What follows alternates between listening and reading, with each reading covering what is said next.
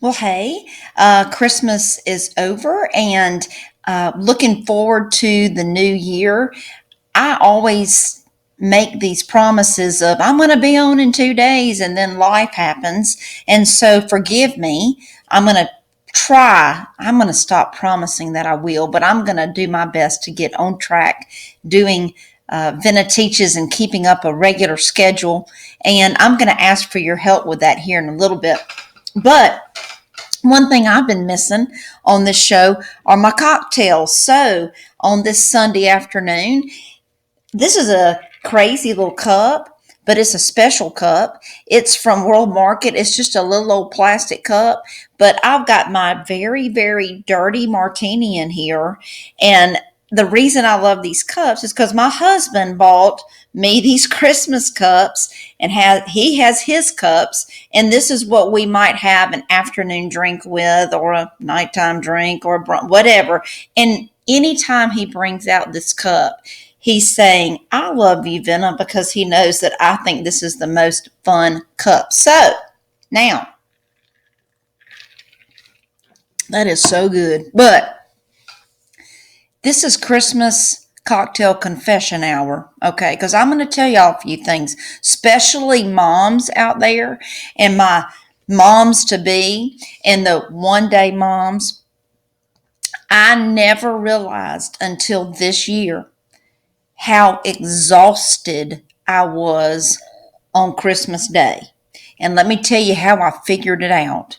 Well, because of COVID-19, we changed all of our plans and decided to have lunch on Christmas Eve. Usually we have the family over after church. And then, that's about 6 o'clock. And then I'm in here cooking dinner. Now, don't get me wrong. My family's always helpful and they bring things, but it's a sense of pride. They're coming to my house. I'm going to decorate. I'm going to have the table set and we cook a big meal and everybody's eating and drinking. And then they leave about 8:30 or 9:30. And then everybody's got to settle down. And then we've got to clean up. And then you have all the inner workings of making sure that Santa Claus has a clear path to get to the house and make sure those cookies are out, and we've got stuff for the reindeer. We've got a lot of work to do. And then 5 o'clock or 6 o'clock comes real early on Christmas morning, doesn't it, moms and dads? Really, really does. So this year we did lunch on Christmas Eve, thinking we might could be indoor, outdoor with the weather, do a little social distancing. We were done by 2:30. And my family, just the four of us, my husband, my two kids, and me, we ate leftovers, watched The Mandalorian, Star Wars, watched some Lord of the Rings, ended up the night watching Gremlins, which I had forgotten that was a Christmas movie, and that was fun. Everybody was in bed by 9 or 9:30, including Moa, and I was not exhausted after run. I did not realize until this year that I have been exhausted on Christmas Day. And that's why sometimes I've resented Christmas and family time because I've been exhausted. So we are making the change to always do lunch. Now we'll add the Christmas Eve service the next time we watched it online, but we will go next time. And then we're just going to come home because you know what, moms? We've got to start taking care of ourselves because if we're unhappy, the family is unhappy. So here's a few cocktail confessions for Christmas. Hold on. That is so good because you know what you do with these? If you like a dirty martini, I'm sure some of y'all are real fancy with y'all's cups, and I get that. I have fancy cups too. Let me tell you, I got some fancy cups, but if you go get olive juice from Pepper Tree, they just have you're not sitting there, in a panic that your olives are. It's great. So here's some confessions. Christmas movies. Everybody loves all these Christmas movies. I like a Christmas movie. I love A Christmas Story. It's a lot of fun. I show it to my students. when there's free time, during advisory, not during class, during the free time. But you know what movie says Christmas to me? Now, I watch this year long, all year, is Harry Potter. We're Harry Potter family. You can't see the top of my tree, but this tree right here is a Harry Potter tree. Let me show you what I got on this tree. This every year. Harry Potter glasses. Broomsticks. I've got keys with colors of every house on the tree. And at the very top of the tree, I can't show it to you, is the sorting hat. And that's the top of the tree. When we watch Marathon Harry Potter, it is Christmas because it is a great Christmas movie, because you gotta love that Harry Potter has had this tough life.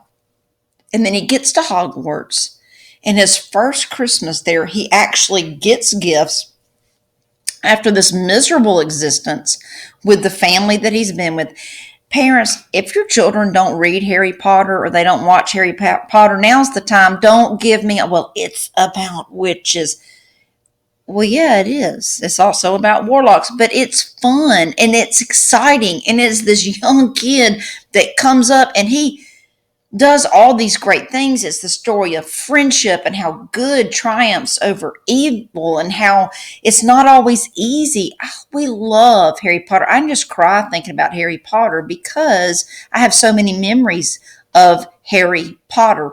With my son, who's older, we would go to Books A Million and we'd wait in line at midnight to get the next book. We have all the audiobooks. We listen to them all the time. We watch all the movies. My daughter had a Harry Potter party. I mean, we are Harry Potter people. So that is the movie that says Christmas to me, not Elf.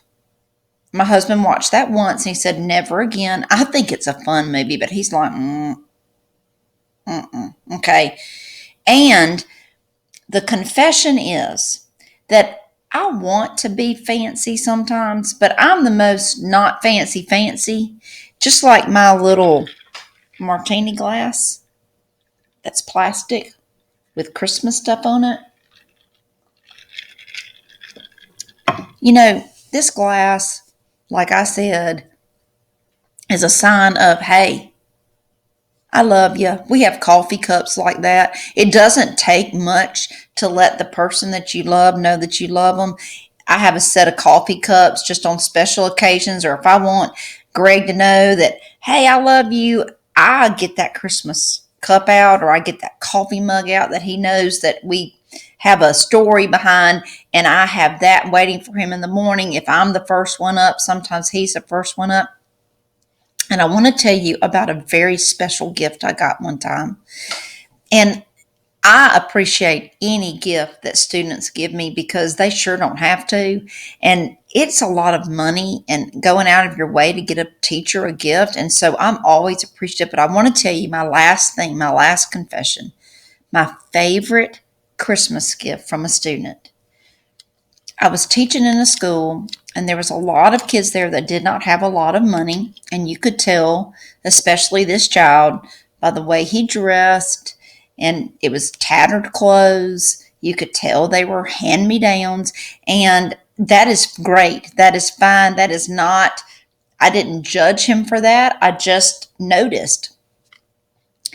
And the day that we were getting out of school for Christmas, I noticed that on my desk, students had brought different gifts. This was a school where there were varying degrees of, money. Okay, it was a magnet school. So you had your very, people with lots of money down to those who were barely getting by because it was a magnet school. And I noticed on my desk was a little, and I almost missed it, y'all. There was a Kleenex. And the Kleenex had been twisted around something. And there was a little note in marker next to it. And you know what it was? This baby, sweet boy, he loved history. He loved civics. He loved geography. I mean, we really clicked, had a great relationship. He wanted to get me something, which he sure did not have to do. He had bought a sleeve of bath beads for his mom. Y'all don't probably know what a bath bead is. Nowadays, 25 years later, it's those bath bombs and bath fizzies. Well, these used to be little bitty beads, maybe the size of a dime. He had taken that bead out of the gift he was giving his mom, and he had taken that bead and he had wrapped it in tissue paper, like tissue paper, Kleenex. No bow, had taken it and put it on there with a note, a very sweet note, a very private note of, I love you, Miss Everett. And that is the greatest gift because it took something from him to get it to me. And it was not the biggest gift I got. It wasn't the most expensive, but I've got to tell you that his heart was in that gift. So, confessions. This was not a huge Christmas for the Everetts. We were laying low like a lot of people. We don't know what 2021 is going to hold. But he gave a little bit of himself, and I am going to call on that for this next year and do a little bit of that myself with my friends and my family, and to let them know these niceties, these kindnesses, that is what is going to bring us through this next year. Now, here's where I need your help. I'd like for this to be more interactive. There might be something that you're wondering about history or about this person or perspective on this or that. Comment. Ask me. I would love to do a show on what you want me to do a show on. I've got several conspiracies. I'm going to be doing the conspiracy for the Chicago Cubs, and I've already got the reason why that all ended, why the Cubs won. I've got that in the works. I've got the Amelia Earhart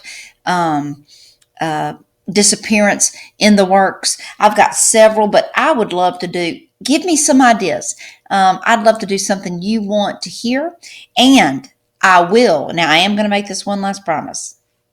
I'm going to see you before New Year's Day because we will be eating and getting ready for our New Year's Day lunch. And I want to talk to you about the origins of the good luck foods for New Year's Day. I bet you don't know about that, but you will by the end of the week. I hope you have a great day. I hope you maybe took in something about my cocktail confessions of a mom who is not tired right now because I said no. I said no.